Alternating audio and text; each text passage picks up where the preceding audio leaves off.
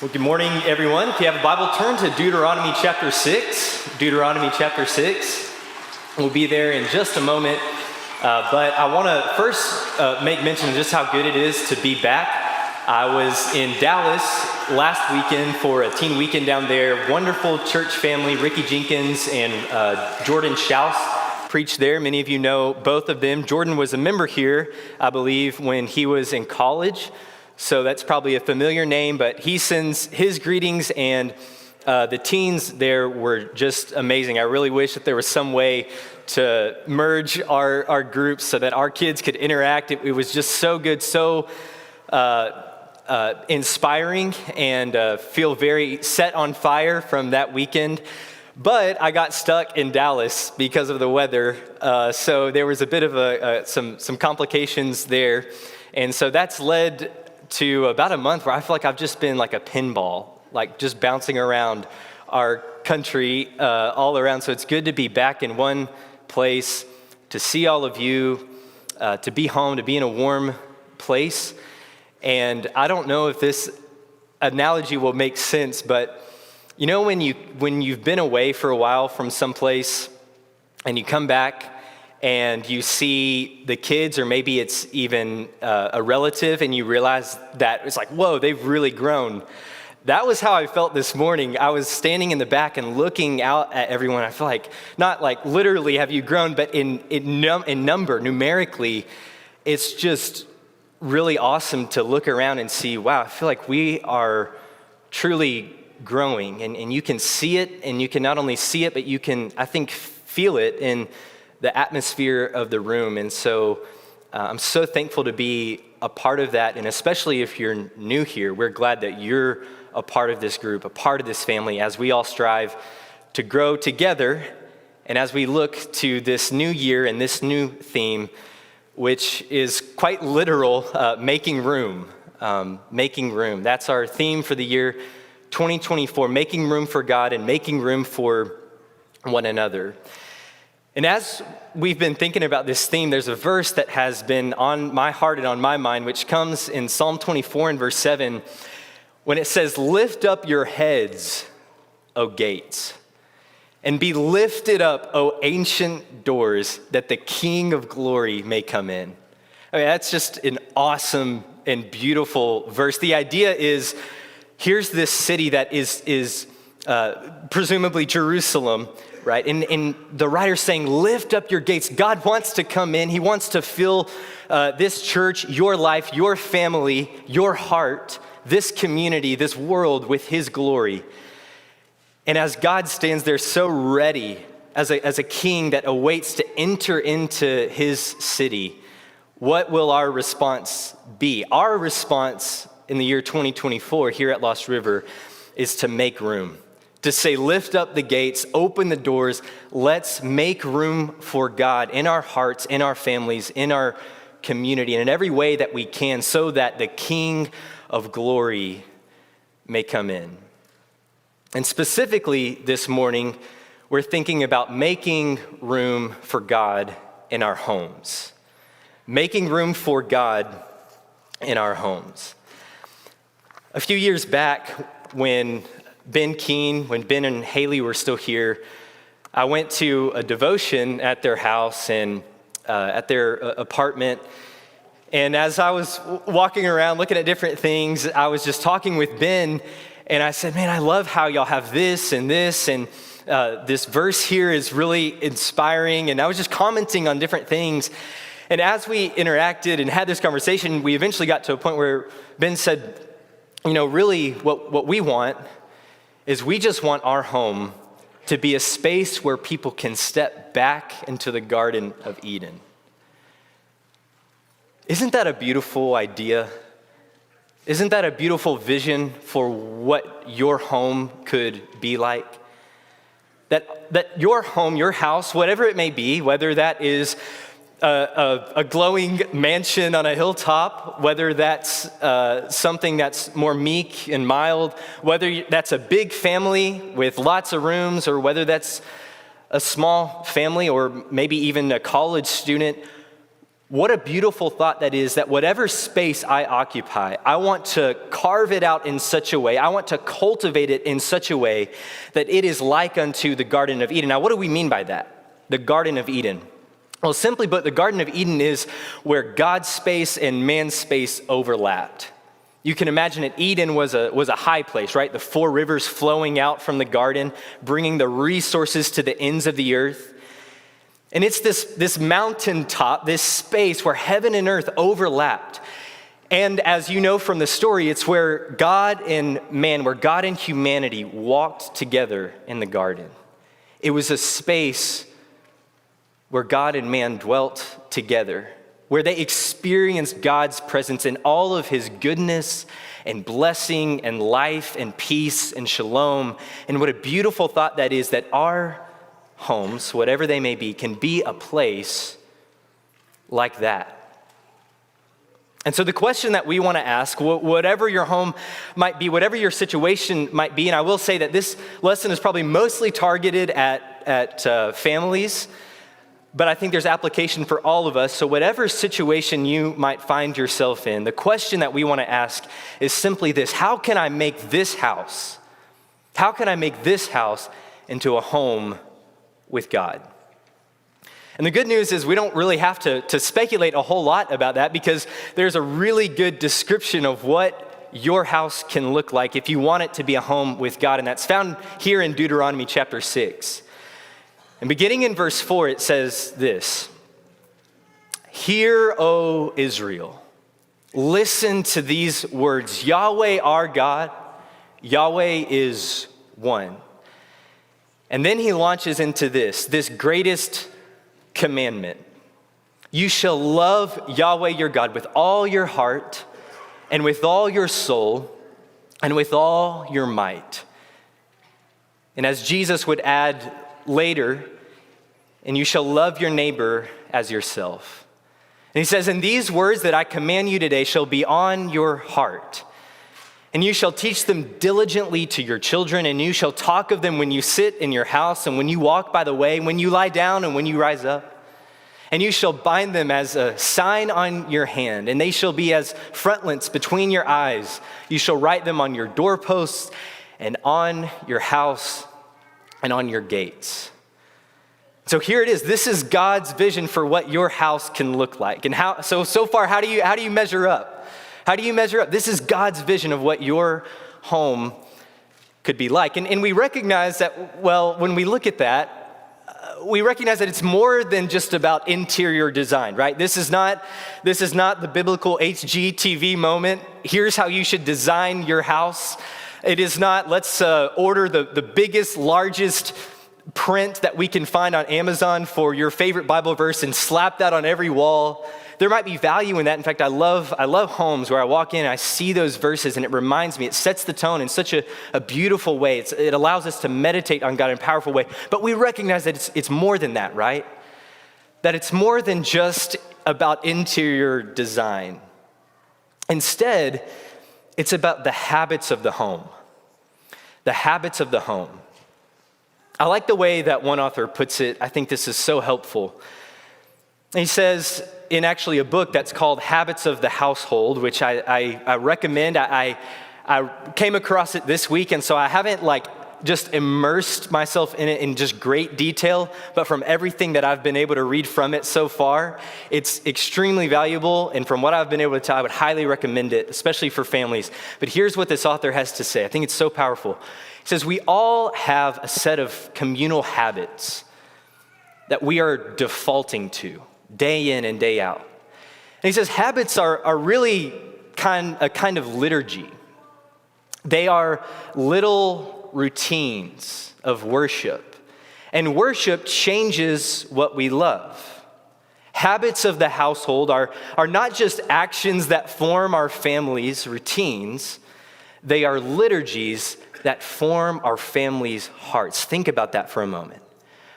All right, the habits of our household, they're not just day-to-day actions, the rhythms and routines that we find ourselves in, the groove that we get into, or the ruts that we get stuck in. They don't just form our family's routines, they're liturgies that form our family's hearts day by day. And this is why he says we should choose them so carefully. He says most families are simply defaulting to the American set of habits. And the American rule of life is something that looks far different from what we read here in Deuteronomy 6. By not choosing our habits carefully, by just blindly falling into whatever routine we might happen to get stuck in, he says by doing that, we are falling back on rhythms that are forming us in all of the usual patterns of, he says, unceasing screen time, unending busyness, unrivaled consumerism, unrelenting loneliness, unmitigated addictions, and unparalleled distraction. Those are a lot of uns there, a lot of things, a lot of ways that we're being formed, but you see the contrast, right? If we're not intentional about the way that we're being formed as individuals and as families, then we're gonna fall back into some rhythm, into some routine, and that's just the American way of life. And maybe some number of years ago, that wasn't such a bad thing, but I think we've entered into a time where we do not want to invite the cultural formation of the world into our home and into our heart and into the hearts of our young people. Instead, we need to be intentional about a different way of life, a different way of formation that forms us in a way that doesn't get to all these uns, to all these addictions, and to all these anxieties and all these depressions that are facing so many people today. And so he says this, that what we need is a household rule of life. Now, what does he mean by a rule of life? Well, we'll get to that in a moment. But he says this is what we need if we're to become families that love God and our neighbor like God loves us. We need a rule of life if we're going to become families that love God and love our neighbor in the way that God loves us. So what about this rule of life? Well, here's a picture. I'm not sure how well you can see it from where you are, but if you look carefully, that's a vineyard. And you can see the grapes hanging down. And if you notice, if you look carefully, you can see that there's like a post, or what's known as a trellis. And this is where the word rule comes from. Now, we think of rules as burdensome, as heavy, as frustrating, as oppressive, but really the idea of a rule of life comes from this image, a trellis, that what we need are structures within our family and within our lives that support us like a trellis supports a vineyard, like a trellis supports a vine, so that our families can thrive and flourish and bear good fruit, the fruit of the Spirit in our house and in the world around us. And what we need, according to this author, and I believe according to the rest of Scripture, is something like that. Structures that are in place that allow us to have some kind of rhythm, some kind of routine that form our families in such a way that we abide and abound in God's love. And the question is, well, how do we do that? What does that structure look like? Well, I think Deuteronomy 6 goes on to describe three just big ideas for making room for God in our homes. Now, this is not all inclusive. We're not going to cover every box here, and I want to recognize that many of you have a lot more wisdom on this than I do, and I'm grateful for the Growing Kids God's Way class that's going on right now. Lots of good resources out there. But just from Deuteronomy 6, I think there are some valuable things about how we can make room for God in our home and allow our lives and our homes to look something like that, a trellis upon which we abide and abound in God's love. And the first comes in the next verse. Habits of the home, arranging our world so that they ever more effortlessly love God with all our heart, soul, and strength. That's what we're after. And the first thing that we see in Deuteronomy 6 is this. That when Yahweh your God brings you into the land with great and good cities that you did not build, and houses full of all these good things that you did not fill, and wells that you did not dig, and vineyards and olive trees that you did not plant. And when you eat and you are full, then be careful. Be careful lest you forget Yahweh, who brought you out of the land of Egypt, out of the house of slavery. This is interesting. In some ways it's hard to imagine how in the world would Israel forget Yahweh who brought them out of Egypt? And how could they possibly forget that after they cross the Jordan and they come to the promised land, that they begin inhabiting these cities that they brought about by no means or effort or their own doing? That this was all from God, a blessing that's placed just right into their lap, down to the very resources that they're thriving on, all a gift from God. And yet you know how this works. You know how easy it is to forget. And I think what we find here is that the first beam of the trellis that we need to place our lives upon is that we need to count our blessings. Count our blessings. I remember, maybe this analogy will be helpful. I remember one year, we always had a tradition in my family of setting out cookies for Santa on Christmas Eve. And it was a big deal. And in one year, we got so busy. We were so busy, we always would open a present or two the night before. And so we were so busy unwrapping our presents, so excited about what we had gotten under the tree, that we all went to bed without even placing the cookies out for Santa. Now, very simple, basic analogy, but I think in a much greater way, this is sometimes what we do with God. We're so busy enjoying all these blessings, unwrapping the presents that He's placed into our hands, that we forget to simply just commune with the giver. That we neglect the one who blessed us with all of these things. We fill our houses with all of God's blessings and then forget to make room for God.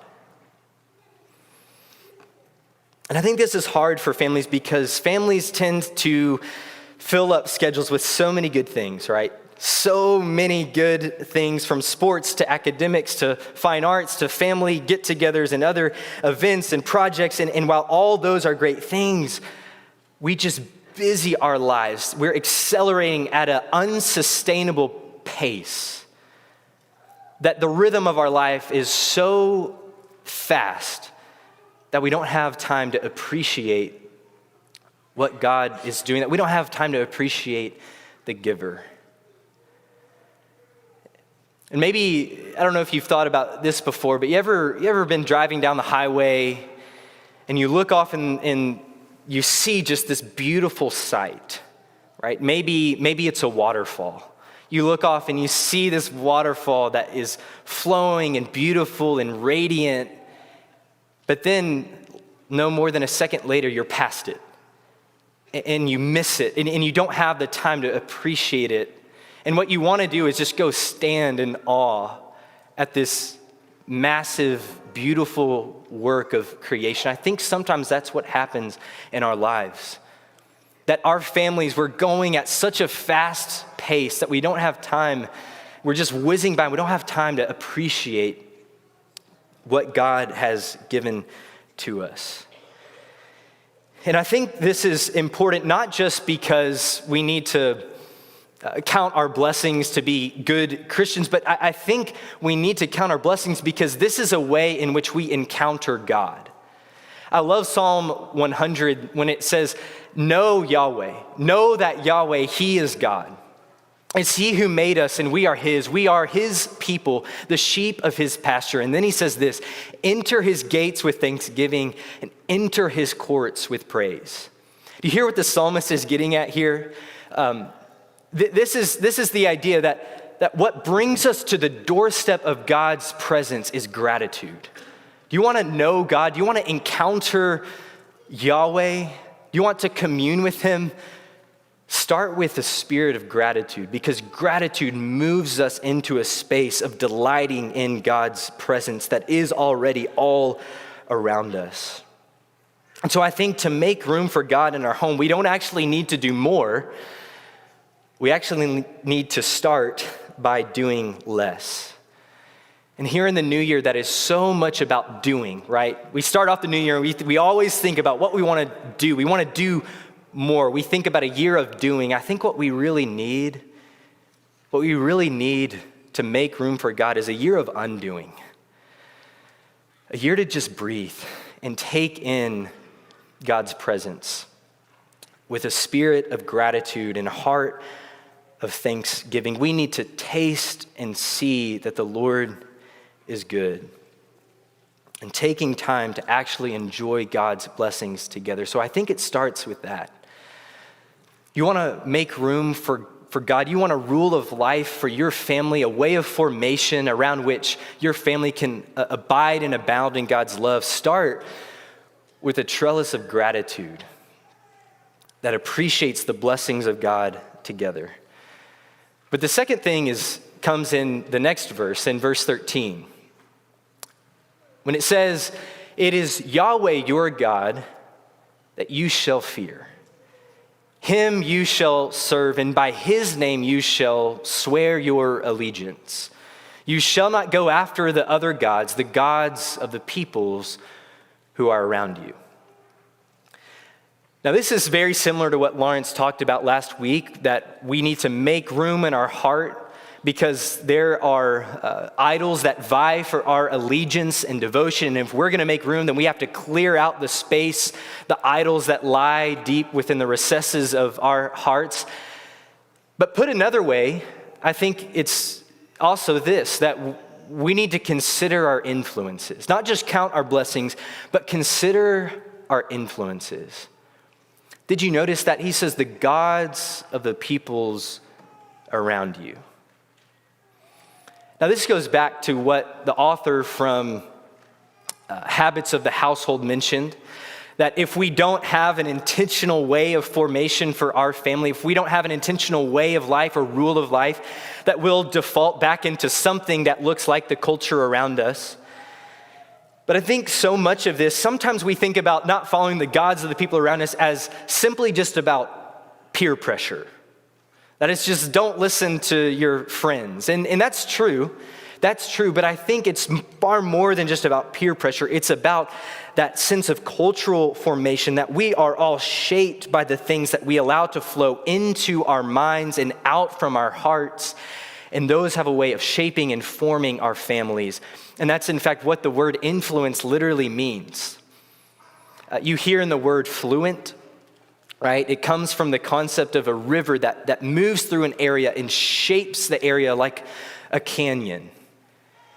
And this is what happens. It's about what we allow to shape and form our hearts and to form our families. And if we are not intentional about making room for God, then we're allowing some different river, some different stream to be the thing that shapes our families in often far more negative ways than we might realize. And I want to mention just three briefly to consider, three streams that might be pouring in. And in fact, we even have maybe a better analogy for this today is it seems like almost 24/7, there's something that's being streamed into our house, right?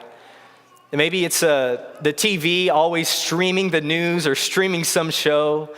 Or perhaps it's our phones that are constantly streaming something into our devices, or maybe it's Alexa that's constantly being streamed in. We have all these sources that are streaming into our home, and there are at least three that I want to briefly mention for us to think about. The first is consider the influence or the stream of hedonism.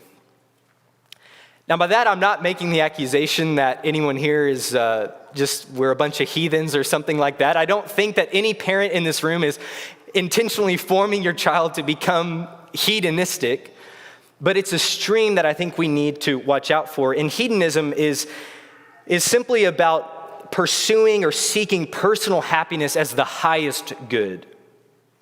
It essentially says, do whatever you feel like, do whatever makes you happy. Dress however you want, even if that means revealing far more than what you conceal. Watch whatever you want, even if it clearly cuts against the values that we're trying to instill, the way of formation that abides and abounds in God's love and holiness and goodness.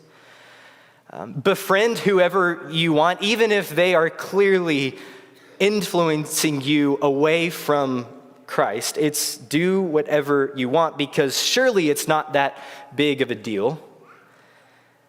And you should just be able to do you. Do what makes you happy. And this, I think, is pouring in from our culture, right? I mean, it is everywhere. And I've mentioned this so many times, but I think it's such a great example. And by this, I'm not condemning the movie Frozen. I think there's a lot of good things about it, but it does capture so well what's going on, right? When the song from the movie Frozen, no right, no wrong, no rules for me, I'm free. That's a cultural narrative that so many families are unknowingly buying into. And again, by that, I'm not condemning all of the movies and entertainment, but it's a stream that we need to intentionally watch out for. This stream of hedonism, no right, no wrong, no rules for me, I'm free. Consider these influences. Another one, maybe on the opposite end of the spectrum, not the stream of hedonism, but the stream of moralism. The stream of moralism. And by that, I do not mean that we don't need good morals, but turning it into an ism, into an ultimate thing. And it essentially comes across as saying, God is only happy with you if, fill in the blank. God is only happy with you if you follow all the rules, if you don't commit any of the really bad sins, if you show up every Sunday and Wednesday, if you live a good moral life. God is only happy with you if you whatever it is.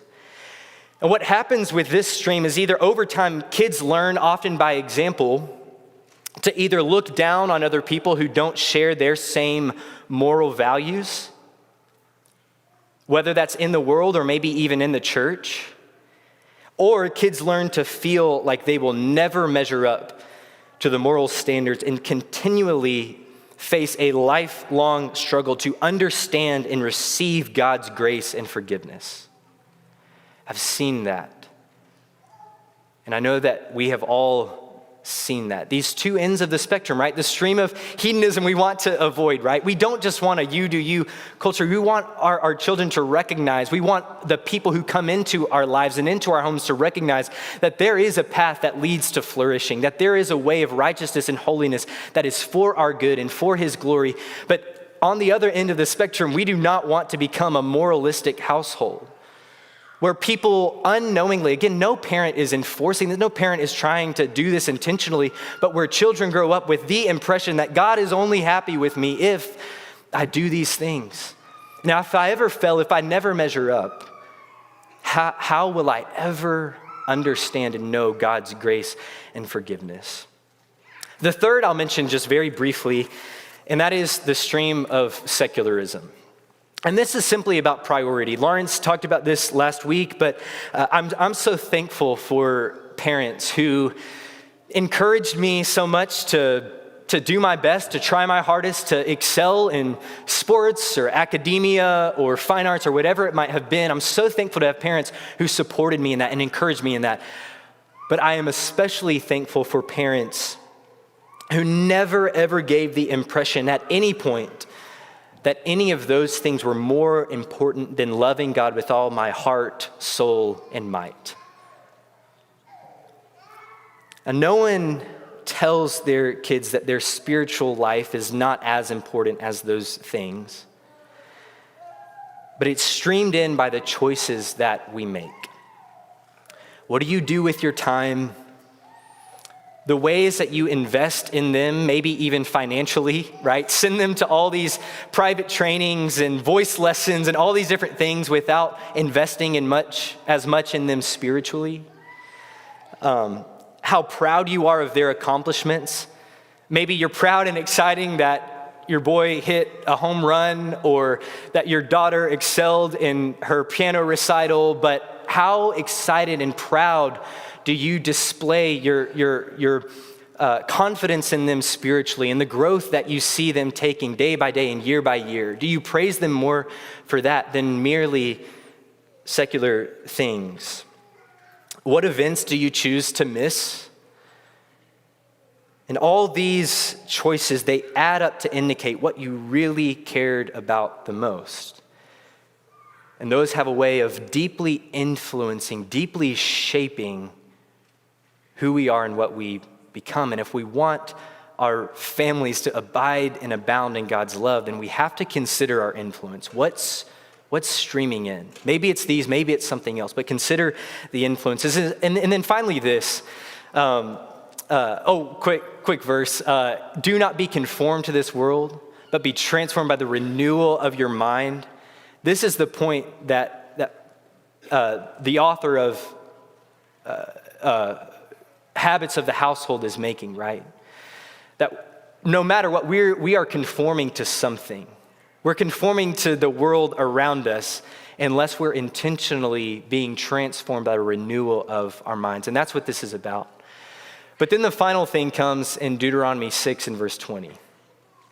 And there in verse 20 it says, when your son, right? So when Junior comes and he asks, hey Dad, why do we do all these things? What's the meaning of all these testimonies and statutes and rules? What's the point of these Bible verses on the walls and talking about this all the time? What's the point of all this? What's the meaning that Yahweh has commanded you to do all these things? And he says, you shall say to your son, we were slaves. We were slaves in Egypt, and Yahweh brought us out of Egypt with a mighty hand. And Yahweh showed us signs and wonders great and grievous against Egypt and against Pharaoh and all his household before our eyes. And then I love this. He brought us out from there that he might bring us in. He brought us out that he might bring us in. And Yahweh commanded us to do these statutes, to fear Yahweh our God for our good always, that he might preserve us alive as we are this day, and it will be righteousness for us if we're careful to do all the things he's commanded us before Yahweh our God, as he's commanded us to do.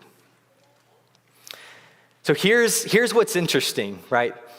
You can imagine the ancient Hebrew household, and they have the verses on the doorposts and the signs on their hand that remind them, love the Lord your God with all your heart and soul and might. And then one day, their child gets old enough to start to wonder, hey, what's the point of all this? What's the meaning of all this? And the answer is not a formula. The answer is not, it's just because God said so. The answer is not because these are the minimum entrance requirements to get into heaven. The answer is a story. The answer is a story. It's a story about the God who is so good and gracious, a God who brought us out of slavery so that he could bring us into his life and love, and so that we could flourish by his good ways and his teachings of righteousness in our lives. A story in which we can abide and abound in God's love. And the question is, do you celebrate that story? Because here's the final thing. If we're going to be families that abide and abound in God's love, we need to count our blessings, consider our influences. But the final thing is we need to celebrate our story. You know the story. We rehearse this story. We hear this story day in and day out when we come here on Sundays and Wednesdays, and I'm sure at times it comes up in your home. But the question is, do you celebrate it? Not just do you know it intellectually, but do you celebrate it? Or in the way that it's written in Deuteronomy chapter 6 and verse 6, is it written on your heart? Did you notice that's the first place where it's supposed to be written? He says, put it on your doorpost, and when you walk by the way, talk about it. It may be signs on your hands and on your head, but where it starts, the first place is you shall write this on your heart. On your heart. So do you celebrate this story.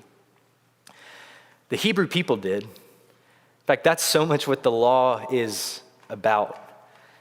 Every year they had 7 festivals that essentially told the same story. The story of God's redemption, how he brought them out so that he could bring them in.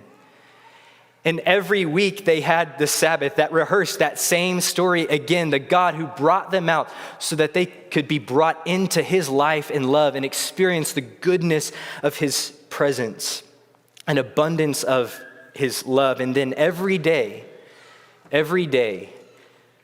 they would recite those words, the Shema. Love the Lord your God with all your heart, with all your soul, and with all your might. And so it's not just surround yourself with Bible verses, but immerse yourself in the story of God's love to the extent that it begins to seep down into your soul until it becomes written on your heart, until it excites you, until it becomes something that you truly celebrate. We all celebrate something, right? Do your kids see dad get excited on the big game day, pumped up, amped up, on fire for the story that's unfolding in front of them, that is sports? Do they see you excited about these other, or do they see you passionate and on fire and alive, celebrating God's story? And for those of you who don't have families, do the people in your neighborhood, do your roommates, do your friends, do your neighbors around you, do they see this? Do they see that you are a person, that within your household you celebrate the story of God's redeeming love? That this is the thing that sets you on fire. This is the thing that makes you alive, and not just in your words, and not just in your tone of voice and feelings of excitement, but do you embody this story? Do you celebrate it within your heart and within your soul? Because if this is the story that is on your heart and on your tongue and around your house and a part of your life, then your house will be a home with God. A place where people can step back into the Garden of Eden and experience the joy and the peace and the blessing of abiding and abounding in God's love. Is your home telling that story? Perhaps you're here this morning and you have yet to make this your story. Maybe you realize that you're not flourishing in life like the world promised, and you realize that there's a better story to live in and to live out in your daily life. The story that is one that abides and abounds in God's love. The God who can bring you out, and more importantly, bring you in to his life, into his goodness, and into this church family right here. And if you desire to make that your story this morning, we invite you to come now as together we stand and sing.